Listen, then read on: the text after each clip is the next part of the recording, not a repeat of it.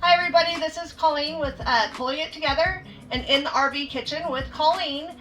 And I wanted to give you a little tips and tricks for planning your Thanksgiving if you're cooking it in your RV kitchen. In preparation for your Thanksgiving dinner, if you've never cooked one before or if you struggle with it, what I do, I'll show you right here. I write down everything that we're having or that I'm responsible for cooking, and usually the prep time and how long it takes to cook it. And this time, because I'm in the RV, I put what I'm cooking it in just so that I will know. And then I usually start with the time that we want to eat dinner. We're going to eat dinner at 5 o'clock. And then I work backwards from there. You need to take your turkey out 15 to 20 minutes early so it has time to rest and you have time to cut it. And I just work backwards so that I know every single thing that I'm cooking and when it needs to come in, when it needs to come out, and that my timing will be correct, and that come 5 o'clock, everything will be out, ready on the table, good to go.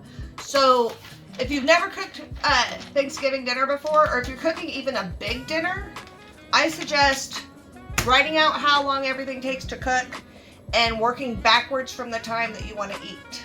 That way, I've never ever not had things done on time when we're eating dinner, unless it's a turkey and we like put it in the barbecue or something and then it just wasn't to temp yet. So, but everything else has always turned out really good doing it this backwards method and writing it down. And then like this, I just have on the counter all day, or sometimes when we were in the sticks and bricks, I'd put it on the inside of a cupboard door, tape it up there so people didn't see it, but I could open the cupboard and know exactly where I'm at. So that's another hot tip for me. Hope your Thanksgiving goes well. We're gonna have my son and his girlfriend over for dinner tonight, and we're doing Thanksgiving. It's a little bit early, but so what I've started to do is I've got my turkey breast. We went ahead and just did a turkey breast. It's just the 4 of us. I've got it sitting out, and I'm gonna cook this in my air fryer. I have a Ninja Speedy, so I'm gonna go ahead and just cook that in my air fryer to give me a little bit more oven space.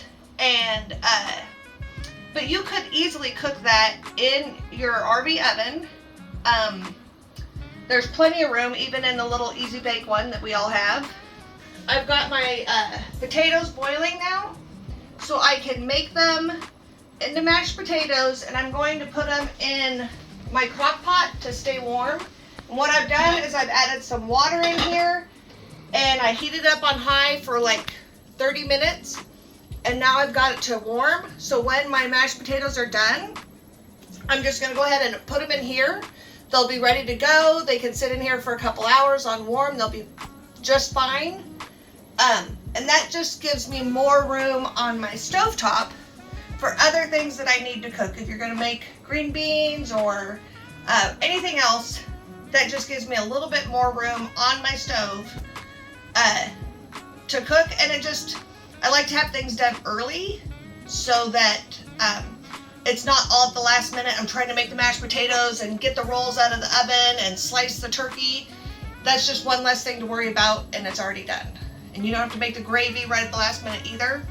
So my tips are, try to use either like an induction burner if you have outside. That might help just to give you a little bit more cooking space. If you have an air fryer, put your turkey in the air fryer, or a turkey breast in your air fryer, or you could put the turkey in the oven and make your stuffing in the air fryer. Either way, it should work out really well. And use whatever crock pots or anything that you have to hold things warm. The only thing I would say is be mindful that you need to pay attention to your loads. You don't want to have an induction burner, the air fryer going, the crock pot on high, all of that. Pay attention to your 30 amp, your 50 amp.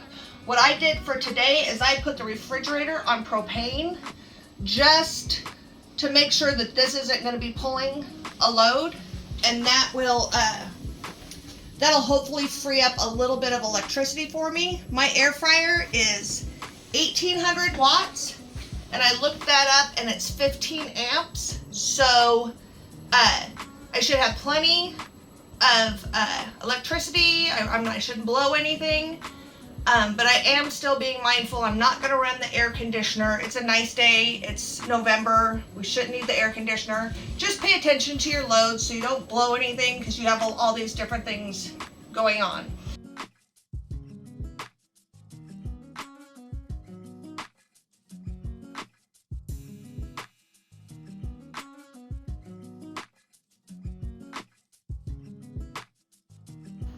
Hey everybody, okay, so the turkey turned out fabulous. It was fully cooked. It took an hour and 10 minutes. We let it rest for 15 minutes, sliced it up. It's fully cooked. It looks delicious. The skin is super crispy. So I think I would highly recommend doing it in your air fryer. This is my son Dylan. Hi. And green beans with shallots and bacon. My son made. They look delicious. We have the pies that his girlfriend made. Oh my gosh, look at that. Holy cow, they look absolutely amazing. I did the stuffing. I cooked that in the oven in my cast iron. I've got my gravy. I made nut noodles. I know nobody knows what that is. That's a thing from my family. I've never seen anybody else ever make them. Best thing ever made. They're butter noodles with walnuts that have cooked slowly in a lot of butter and some salt all day long.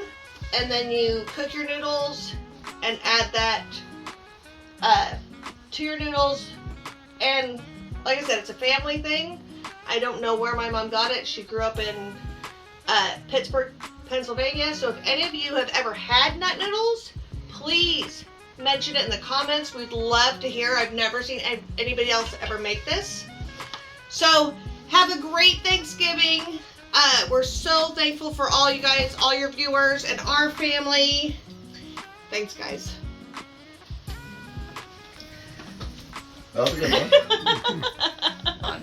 I hope you guys have a great Thanksgiving, and that you're thankful for living in this wonderful country that we live in, and thankful for your family and your friends. And I'm thankful, and Sean's thankful for all of you. So have a happy Thanksgiving, and until next time.